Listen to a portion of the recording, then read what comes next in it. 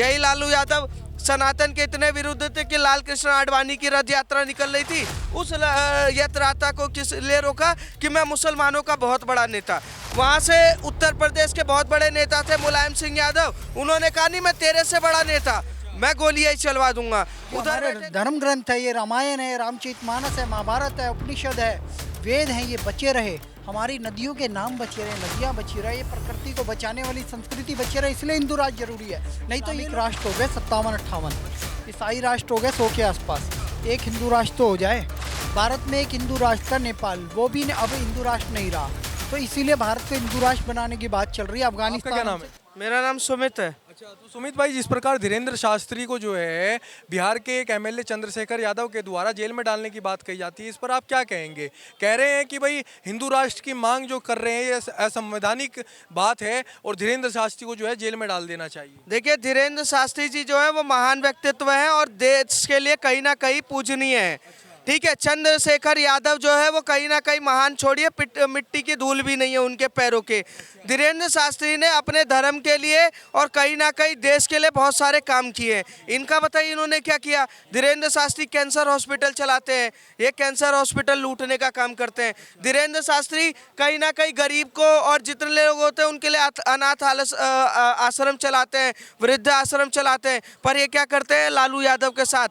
गरीबों को लूटना, वहाँ के बहन बेटी जो है उनको अनाथ करने का काम करना, वहाँ के बच्चों को अनाथ करने का काम करते हैं। ये लोग वही है जो सिर्फ एक ही काम करते हैं कि किस तरीके से देश की जनता को और राज्य की जनता को लूटा जाए और उनको काटा जाए, हिंदू मुसलमान किया जाए, जातियों में बांटा जाए और उनसे पैसा लूटकर अपनी तिजोरी भरा जाए। लालू यादव का इतिहास इतना रहा है कि सनातन के खिलाफ जहर उगलो और उससे पैसा कमाओ और 2 कमरे से 1000 कमरे का सेट करो। अगर देखा जाए, इतिहास खोला जाए, यही लालू यादव सनातन के इतने विरुद्ध थे कि लाल कृष्ण आडवाणी की रथ यात्रा निकल रही थी, उस यात्रा को किस लिए रोका कि मैं मुसलमानों का बहुत बड़ा नेता। वहां से उत्तर प्रदेश के बहुत बड़े नेता थे मुलायम सिंह यादव, उन्होंने कहा नहीं मैं तेरे से बड़ा नेता, मैं गोलियां ही चलवा दूंगा। उधर बैठे थे लालू यादव, ओ राजीव गांधी, उन्होंने बोला मैं तुम सबसे बड़ा नेता, मैं तो हर जगह मदरसे बनवाऊंगा, ये अरे क्या नाम है, मस्जिद बनवाऊंगा। पंडित जवाहरलाल नेहरू, तो इन्होंने भारत के संविधान में सिर्फ इतना ही किया है कि लूटपाट और भारत के संविधान के अकॉर्डिंग जिस तरीके से अधिकार चाहिए उसको तोड़ने का काम किया है। ये चाणक्य की भूमि है, ये वीरों की भूमि है। जब यहाँ पे पंडित धीरेन्द्र की शास्त्री जी पहुंचे थे तो लाखों लोग, 15 लाख से ज़्यादा लोग हो गए थे। प्रशासन संभालने में असमर्थ था तो इन्होंने कार्यक्रम ही रद्द कर दिया था। इतनी बड़ी फैन फॉलोइंग लेके चलने वाले व्यक्ति को तुम अरेस्ट कर लोगे? लेकिन कहीं ये फैन फॉलोइंग से जो ये है आरजेडी के जो एमएलए हैं इन्हें खतरा तो नहीं हो रहा कभी अब की बार जो है वोट जो है ट्रांसफर हो जाए, हिंदुत्व के नाम पर जो है एकजुट होकर के बीजेपी पे चला जाए? अब सही मुद्दे पे आए हो आप। भाजपा की पूर्ण बहुमत की सरकार आपने पिछले दिनों दिल्ली में देखी, हरियाणा में देखी और महाराष्ट्र में भी पूर्ण बहुमत की सरकार है। ये तो एनडीए का, मोदी जी का, अटल जी का एक समय से वो बना हुआ है कि हम सहयोगी दलों को साथ लेके चलेंगे। पूर्ण बहुमत से जीतने के बाद भी अपने घटक दलों को मंत्रालय देना, ये भारतीय जनता पार्टी ही कर सकती है। और यही अब बिहार में होने वाला, यही भय है इनके अंदर। ये पूर्व मंत्री रह चुके, मैं फिर कह रहा हूँ, जब ये मंत्री थे तब ये कुछ नहीं बिगाड़ पाए, अब तो ये सत्ता में नहीं है। राजद, लालू, तेजस्वी यादव, राबड़ी और रोहिणी, उसके अलावा मीसा भारती, ये सब है सत्ता लोलुप ये लोग। लेकिन अब इनका सत्ता में से पत्ता साफ हो चुका है। ये सिर्फ अब सीबीआई के चक्कर, ईडी के चक्कर, कोर्ट के चक्कर काटने के लिए बचे हैं और इनका भविष्य सिर्फ तिहाड़ जेल में या बिहार के किसी जेल में है। और धीरेन्द्र के शास्त्री हिंदू राष्ट्र बना के रहेंगे। वो अखंड भारत के युवा नेता हैं, युवा नेता, और हम उनकी सेना है। मैं यहाँ खड़ा नहीं, अभी तो वे जो है केवल एक कथावाचक हैं, आप उन्हें नेता बना बैठे। हिंदुत्ववादी नेता है वो, हिंदुत्ववादी। हम बोलते हैं मैं हूँ तुम्हारा सेनापति, चलो मेरे पीछे खड़े हो जाओ। हम कह रहे हैं अखंड हिंदू राष्ट्र बन के रहेगा। और मोदी जी उनके मंच पे गए हैं। पहला एक ऐसा मंच था जिसपे प्रधानमंत्री भी गए और राष्ट्रपति भी गए।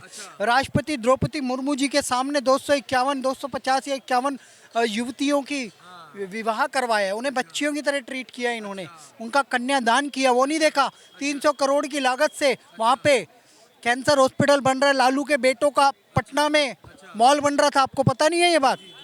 ये भ्रष्ट लोग जनता का पैसा लूटते हैं, जमीन के बदले जॉब देके घोटाले करते हैं और फिर जेल काटते हैं और कोर्ट के चक्कर काटते हैं।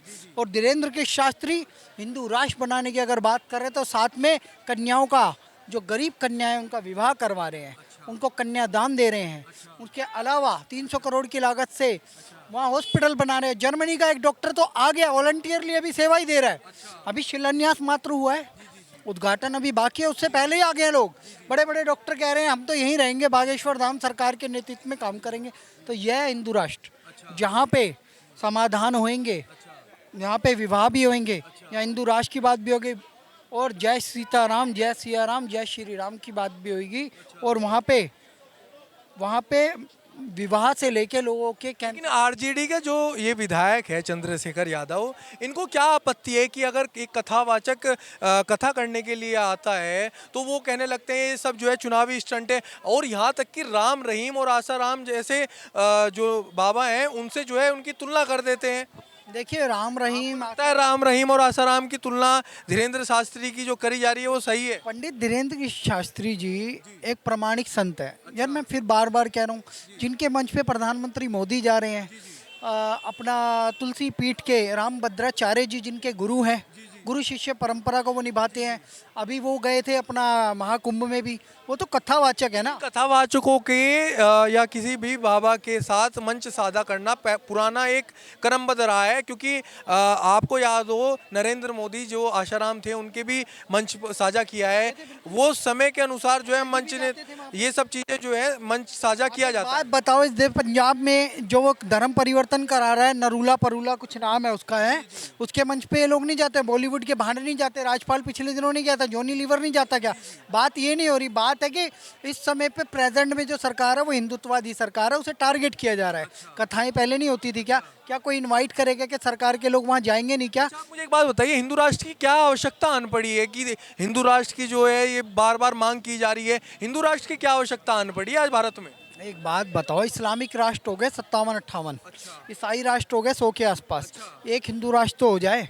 भारत में एक हिंदू राष्ट्र था नेपाल, वो भी अब हिंदू राष्ट्र नहीं रहा।